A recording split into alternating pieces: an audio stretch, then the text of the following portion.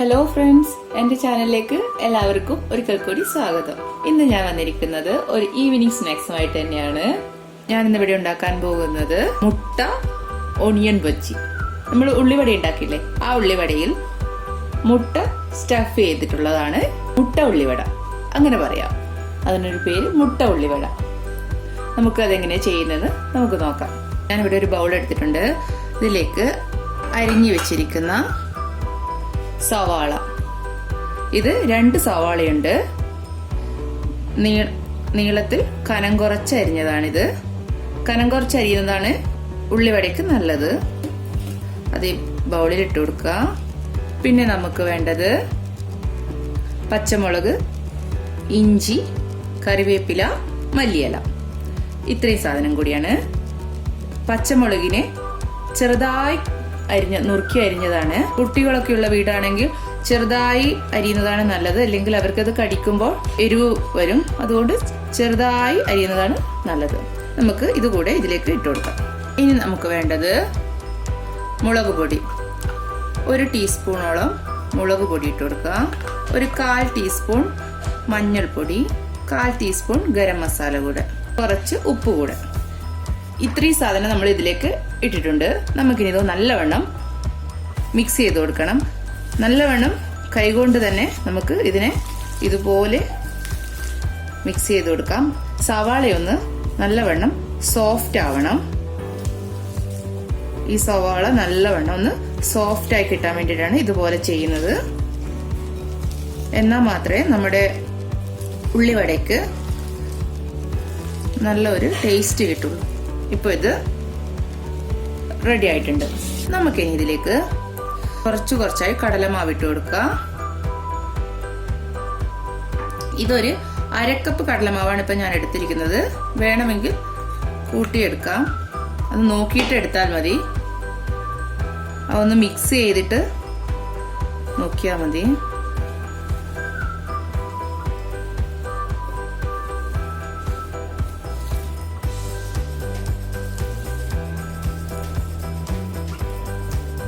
കുറച്ചുകൂടെ ഇട്ട് കൊടുക്കാം.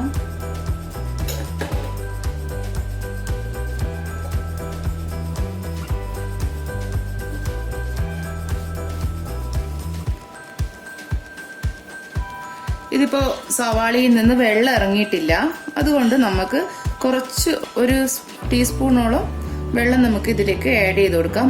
ഓരോ സവാളയിൽ നിന്ന് നല്ലവണ്ണം നമ്മൾ ഇത് കൈകൊണ്ട് മിക്സ് ചെയ്തെടുക്കുമ്പോൾ തന്നെ സവാളയിൽ നിന്ന് വെള്ളം ഇറങ്ങും. ഇതിൽ വെള്ളം കുറവായതുകൊണ്ട് തോന്നുന്നു ഇതിന് പിടുത്തം കിട്ടാൻ വേണ്ടി നമുക്ക് കുറച്ച് വെള്ളം നനച്ചു കൊടുക്കാം. അധികമാവരുത്, കുറച്ച് മാത്രം. ഇത് മൊത്തം നമുക്ക് ഇതിലിട്ട് കൊടുക്കാം.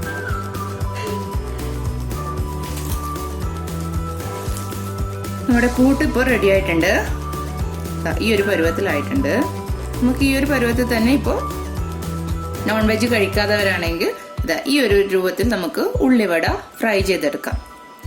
ഇതിപ്പോൾ എഗ്ഗ് കൂടെ ഞാൻ സ്റ്റഫ് ചെയ്യുന്നത് മാത്രം. ഇനി കയ്യിൽ കുറച്ച് എണ്ണ തടവിയതിന് ശേഷം നമുക്ക് ഇതിൽ നിന്ന് കുറച്ച് മാവ് എടുക്കുക. അതിനൊന്ന് പരത്തി കൊടുക്കുക. അതിനുശേഷം നമ്മൾ കട്ട് ചെയ്ത് വെച്ചിരിക്കുന്ന മുട്ട ഇതിൽ വെച്ച് ഒന്ന് കവർ ചെയ്യുക.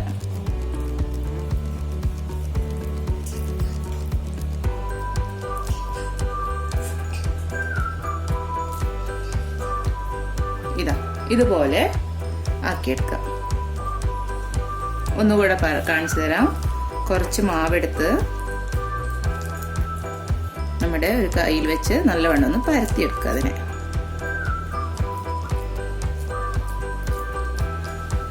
അതിനുശേഷം ഒരു മുട്ടയുടെ പീസ് എടുത്ത്, ഇതിപ്പോൾ ഞാനൊരു 3 മുട്ടയാണ് ഇവിടെ എടുത്തിരിക്കുന്നത്. അതിനെ 4 കഷ്ണങ്ങളാക്കി എടുക്കുക. ഒരു മുട്ടയെ 4 കഷ്ണങ്ങളാക്കി വെച്ചിരിക്കുന്നു.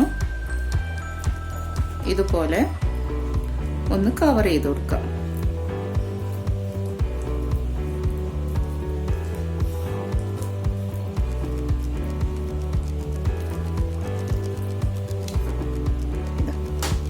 നമുക്ക് ഇതുപോലെ തന്നെ ബാക്കിയുള്ളതും ആക്കിയെടുക്കാം. മുട്ട സ്റ്റഫ് ചെയ്ത് ഇതുപോലെ ആക്കിയെടുത്തിട്ടുണ്ട്. നമുക്കിനി ഇത് ഫ്രൈ ചെയ്തെടുക്കാം. ഇനി ഇതിലേക്ക് എണ്ണ ഒഴിച്ചു കൊടുക്കാം. എണ്ണ ചൂടായാൽ നമുക്കിത് ഫ്രൈ ചെയ്തെടുക്കാം. എണ്ണ ചൂടായിട്ടുണ്ട്. നമുക്കിത് ഓരോന്നായി ഫ്രൈ ചെയ്തെടുക്കാം.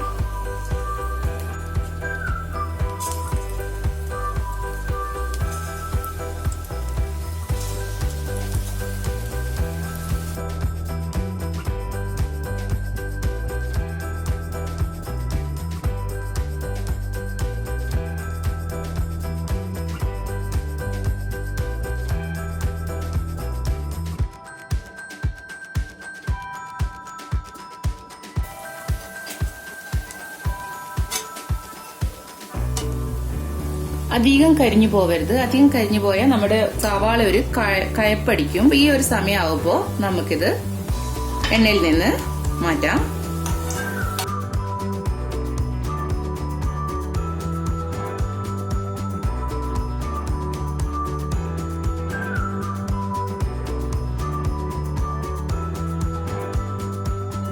ഇതുപോലെ തന്നെ നമുക്ക് ബാക്കിയുള്ളതും ഫ്രൈ ചെയ്തെടുക്കാം.